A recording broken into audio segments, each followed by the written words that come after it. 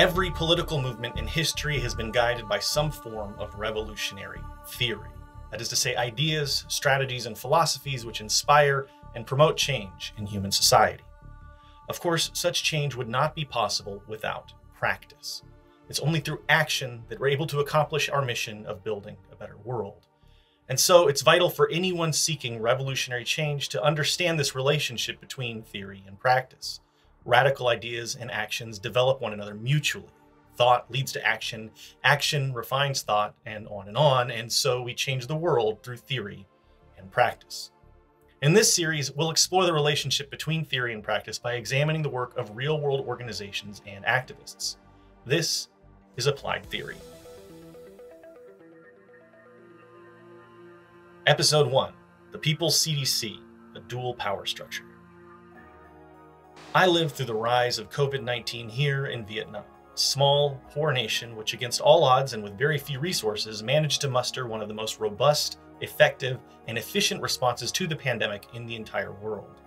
Now, it wasn't a totally easy ride. There were a few weeks here and there where I couldn't leave my home due to lockdowns, and I've had to wear a mask pretty much every single day for over 2.5 years now. But those are sacrifices I'm very willing to make, especially considering I have chronic bronchitis, meaning I am immunocompromised, and my doctors have told me that I would be much more likely to become further disabled or even die if I ever get COVID, which is why I'm extremely thankful to the people of Vietnam for taking this pandemic so seriously, not just in the early days of 2020 when COVID first broke out, but right up until this very moment. Almost everyone here respects the mask mandates, and nearly 100% of the population has been vaccinated, and I've received 4 booster shots so far, just like pretty much everyone else in Vietnam. So 2 months ago, I decided to visit my friends and family back in the USA for the first time since before COVID. I knew that the USA had been easing COVID restrictions, but I was still shocked by just how few people I saw wearing masks and practicing social distancing from the moment I set foot in the States. Turns out a lot of folks in the USA seem to think the pandemic is over. It's completely behind us now, and that should come as no surprise since the United States government has effectively told us to go back to business as usual. The White House says it's business as usual for President Biden as he battles COVID-19 in isolation.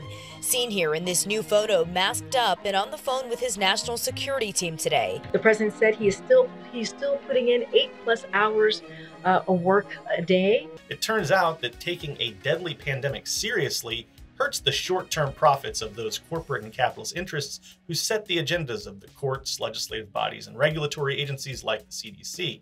So it's in the interest of that ruling class to downplay the problems and risk the lives of thousands of people, especially disabled people, so that line can go up. And that's just the harsh reality of life under capitalism. The power structures which are set up within the bourgeois democracy all ultimately serve one interest, and that's the interest of the capitalist class. Even on the rare occasion that an institution does try to put the interests of the public over the interests of the ruling class, other organs of the bourgeois state will quickly step in to intervene, such as a few months ago when a federal court in Florida decided to void a CDC rule requiring continued masking on public transportation. Side note, disabled adults are more than twice as likely to rely on public transportation.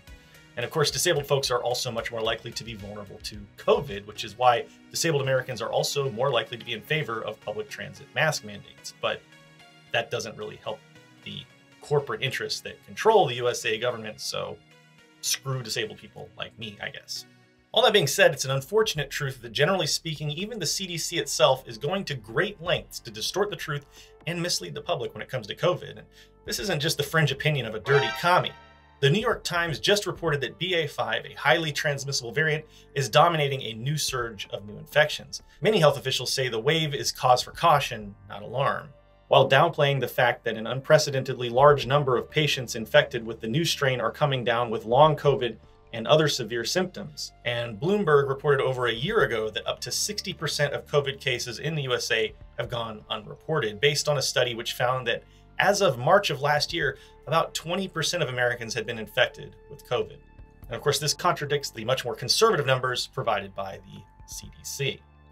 And this latest surge, spurred on by BA.5, has led to a rise in infections in 40 states, with a 20% increase in hospitalizations in just 2 weeks.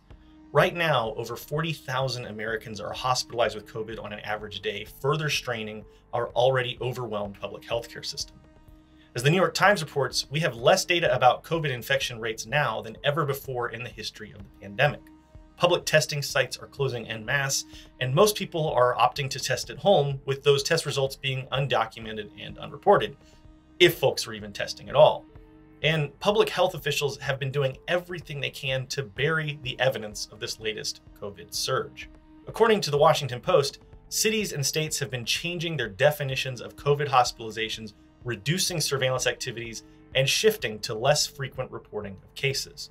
The lack of a public health infrastructure for reporting at-home test results and shrinking access to testing because of closure of mass testing sites and the end of the federal COVID program for the uninsured also obscure the spread of the virus. For disabled people like myself, this is devastating, but not the least bit surprising, since we've never been a high priority for the capitalist class, what with disabled folks tending to produce fewer profits for capitalists, and since measures which would protect us tend to cut into the profits of corporations. We simply can't rely on the bourgeois state to protect us or to provide accurate and timely information when it comes to COVID. Throughout both administrations of Trump and Biden, governmental agencies and state power structures have proven to be unreliable and even antagonistic to the public's health concerns, especially when those concerns run counter to the agenda of those rascally capitalists. Unfortunately, most people are indoctrinated by being raised in capitalist society to put their faith in capitalist-run institutions, whether they're state institutions like the CDC or corporate-backed institutions like Fox News, for instance. This is a result of what Italian communist Antonio Gramsci referred to as bourgeois civil society. Basically, the ruling class controls our culture and indoctrinates us heavily from birth so that it's easy for capitalists to lead the working class around by the nose. Since we know we can't rely on the bourgeois state to protect and serve the interests of the working class, we must build institutions of our own, which will do the important work of spreading the truth about the pandemic. And we got to deliver accurate and timely information to the working class ourselves so that we can properly protect ourselves and our communities. And since we know that most people are heavily indoctrinated by bourgeois civil society, we need to work hard to build trust in our own institutions. Fortunately, one such organization already exists. It's called the People's CDC, and it's a great example of a dual power structure. Dual power strategies have been implemented for centuries, but the term dual power itself was first coined by Vladimir Lenin to describe the specific power dynamics which existed between socialist organizations, which held popular support in the masses, and the capitalist-controlled provisional government, which held state power in Russia in 1917. Lenin wrote that, alongside the government of the capitalist class, another government has arisen, so far weak and incipient, but undoubtedly a government that exists and is growing, the Soviets of Workers' and Soldiers' Deputies. Lenin argued that communists in Russia should continue to gradually build and strengthen alternative institutions with a working class character in order to counter the power of the bourgeois-controlled government. Lenin didn't believe that a minority of communist elites could overthrow the provisional government without the support of the masses, nor did he believe that they should, writing, "To become a power, the class-conscious workers must win the majority to their side. As long as no violence is used against the people, there is no other road to power. We are not Blanquists. We do not stand for the seizure of power by a minority. We are Marxists. We stand for proletarian class struggle against petty bourgeois intoxication, against chauvinism, defensism, phrasemongering, and dependence on the bourgeoisie." Footnote: when Lenin said, "We are not Blanquists," he was referring to Blanquism, a political ideology named after Louis-Auguste Blanqui, who basically thought that a secret group of covert revolutionaries could take over a government and overthrow it from within through conspiracy and intrigue to create a temporary dictatorship by force, and then that dictatorship would give power to the people, and so on. Anyway, Lenin was basically arguing that revolutionary communists should not try to direct the working class from on high in that Blanquist manner, but rather communists should work alongside the working class to develop broad support for communism through such strategies as building dual power.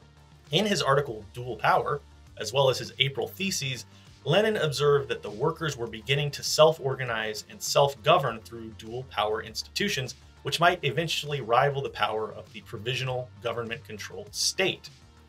Lenin believed that the goal of building dual power was to transfer the power of the state to the communists, which is exactly what happened when the Bolsheviks overthrew the provisional government during the October Revolution just a few months later and took command of the Russian state.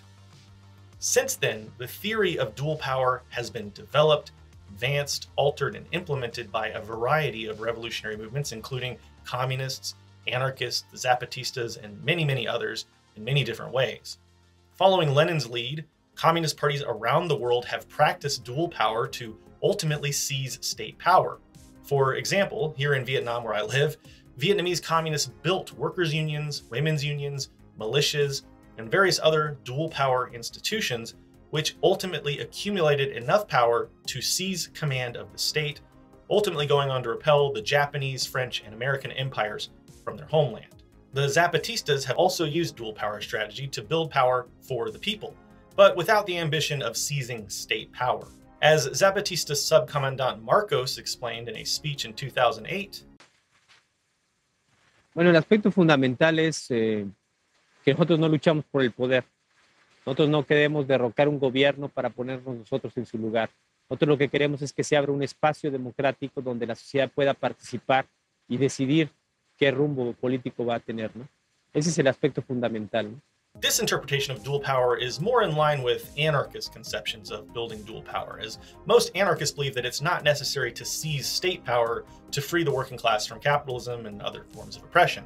One such anarchist definition of dual power building is found in the 1997 Handbook of the anarchist organization Love and Rage. When a revolutionary situation develops, counter-institutions have the potential of functioning as a real alternative to the existing structure, and reliance on them becomes as normal as reliance on the old authoritarian institutions.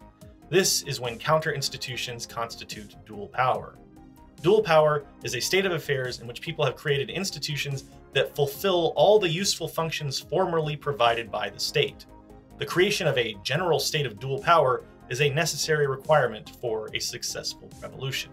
So as you can see, the interim goals of dual power might vary from one movement to another. Marxists tend to be more focused on seizing state power through dual power, while libertarian socialists and anarchists might see dual power as a means to ending capitalism without ever having to build a workers' state at all. But the basic idea of building alternative and counter institutions which serve the people and counter the authority and ideology of the bourgeois state has been implemented by a wide variety of revolutionary movements around the world for a long time.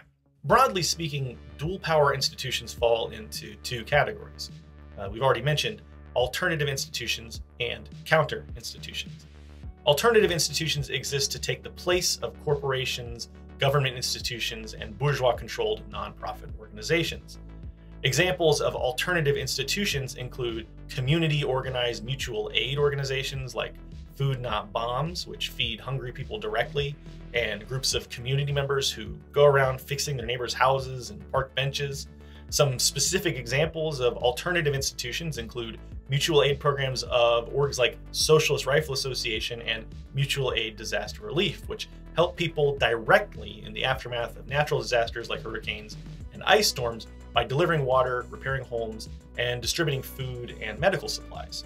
Such alternate institutions are particularly effective when they fill voids left by the state and corporate entities, which often fail spectacularly to provide meaningful relief to the working class in the wake of natural disasters, such as the ice storm in Texas in 2021, when Ted Cruz decided to go on vacation in Mexico as thousands of people were abandoned by the state altogether. That's when mutual aid disaster relief programs and so on should be really considered as a form of dual power building. Those sorts of situations are great opportunities for building dual power and showing people that the state's really not going to be there for the working class, but we are. That's one of the goals, I believe, of anarchists and communists should be to be the people that the working class turns to whenever they have problems. They should think, oh, I have a problem. I'm going to go to those awesome anarchists and communists instead of the state or the corporations or some nonprofit organization, which is ultimately controlled by the bourgeoisie. Counter institutions, on the other hand, are institutions which exist specifically to counter existing capitalist-controlled institutions. Examples of counter institutions include cop watch programs, which patrol neighborhoods to monitor the police and record any abuses, environmentalist activists who engage in radical actions to save forests and other wildlands from being destroyed by corporations in the state, and indigenous groups which fight to keep oil pipelines and other incursions away from indigenous lands. One specific counter-institution which I'd like to point out is Fight Toxic Prisons, which is an org dedicated to shutting down and halting construction of prisons across the USA, as well as supporting people who are enslaved in the prison industrial complex. We've done some great interviews with Fight Toxic Prisons on our live stream channel, which you should subscribe to if you want to see our live streams. Be sure to check out the links in the description if you want to learn more about that phenomenal counter-institution, Fight Toxic Prisons.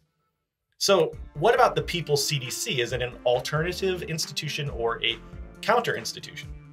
Well, the People's CDC describes itself as a coalition of public health practitioners, scientists, healthcare workers, educators, advocates, and people from all walks of life working to reduce the harmful impacts of COVID-19. Based on this, it would seem that the People's CDC is an alternative institution of dual power, since it exists expressly to serve as an alternative to the bourgeois state CDC. But the People's CDC also serves in some ways as a counter-institution to the CDC. For instance, they're currently working to counter the state CDC's misinformation campaign about COVID-19 and to disrupt the narrative that COVID is basically over and everyone should just go back to the way things were before the pandemic. For instance, in an article published in The Guardian back in April, the People's CDC wrote about the dangers of new CDC guidelines. Released 4 days before the State of the Union, the new CDC measures and the narrative they created let President Biden claim victory over the virus via sleight of hand, a switch from standard reporting of community transmissions to measures of risk based largely on contentious hospital-based metrics. The previous guidelines called everything over 50 cases per 100,000 people substantial or high.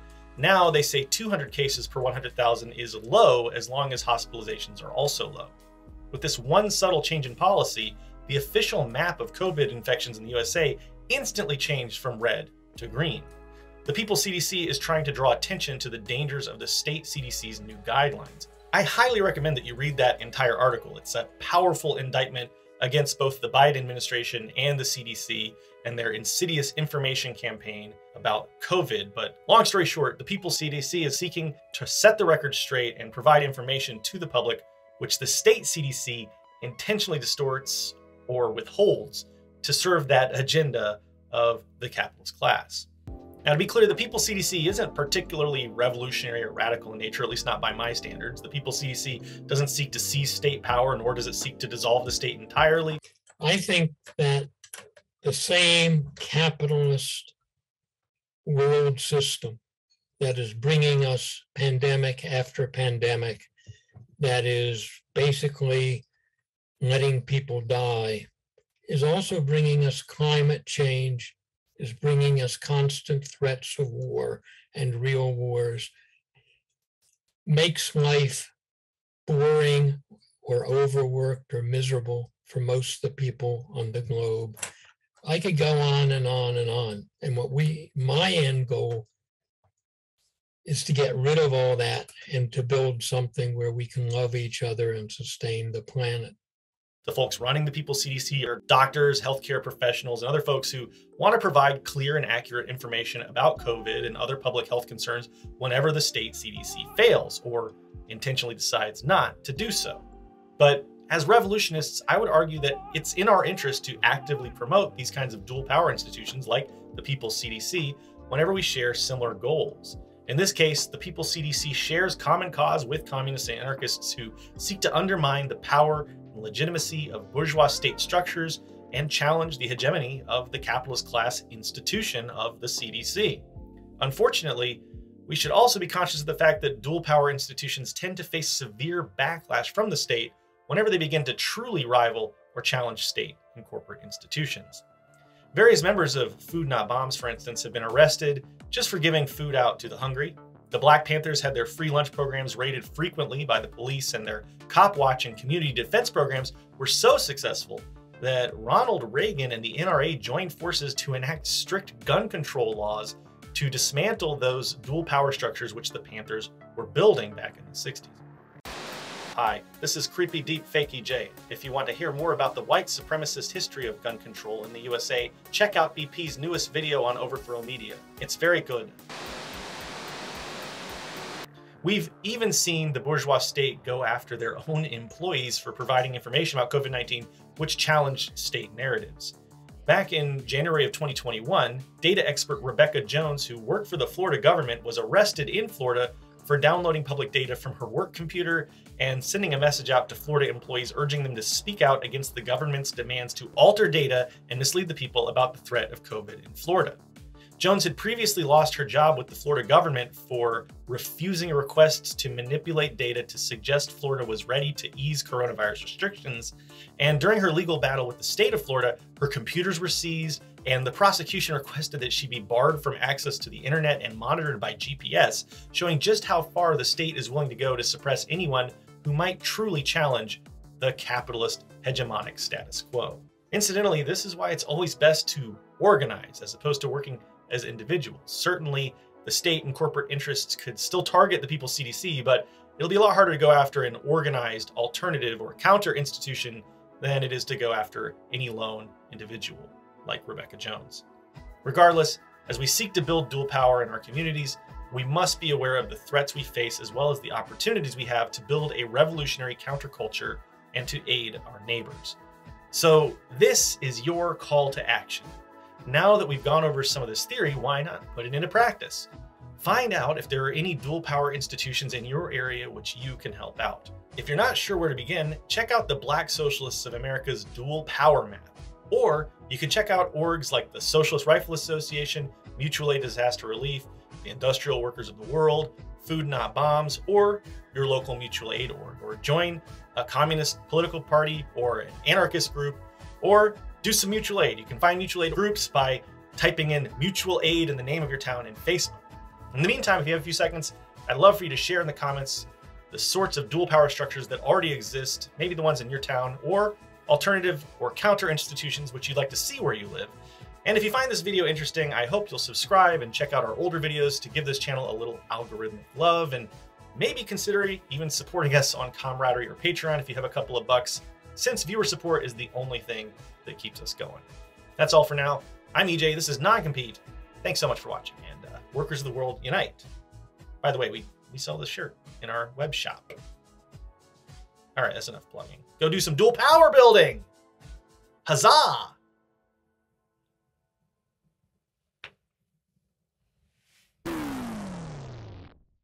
When we first started, we had a police alert patrol, and we would patrol the community. If we saw the police brutalize anyone, we put an end to this. Usually the police wouldn't brutalize anyone if we were on hand because we were armed, and if the police arrested the individual, we'd follow him to the jail and bail the individual out, whether he was a panther or not. And we would gain many recruits like this. So therefore the community started to say that, well, these people are really concerned about our welfare. Guys on the block out there, man, they never have been too impressed by America, by what's been happening. They're not impressed by that. They don't stand in fear of the cops. And this is the reason, one of the reasons why the Panther Party focused on the cops. Because the cops are out there and they're visible, you see. And this is the direct contact of the black people with the power structure. It's the man, the pig, who's going to come and bother them, you see. But the only thing that has been lacking was a method by which to really move against it effectively. And those other organizations with those programs and those nonviolent tactics and those appeals to God and Allah and whoever, brothers didn't want to hear that. And so here, all of a sudden, here come two niggas with some guns, stand up in front of the cop and talk to the cop just like the cop's talking to them. They check that out. They really want to know what that's about. If they don't decide that their life is too precious, that they must live forever. If they don't decide that, then they come a little close to the party.